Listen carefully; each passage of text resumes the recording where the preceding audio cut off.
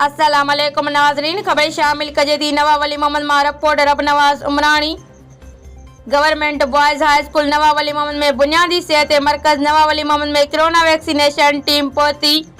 Team कुल 3 मुलाजमन से शामिल हुई, जिनमें डॉक्टर यानी सकीना, हेल्थ वर्कर नुसरत सुमरो और कुर्बान रिंद शामिल हुआ, जिन स्कूल के शागिर्द और शागिर्दियान के पी-फाइज वैक्सीन जो सेकंड डोज लगायो। तकरीबन सभी रहियल शागिर्द और शागिर्दियान के वैक्सीन लगाई वई। स्कूल के head master Aftab Ahmed Soomro vaccination team से भरपूर नमूने सहकार कयो। 6 शागिर्द और शागिर्दियान के तरतीबवार तरीके से वैक्सीन कई वई।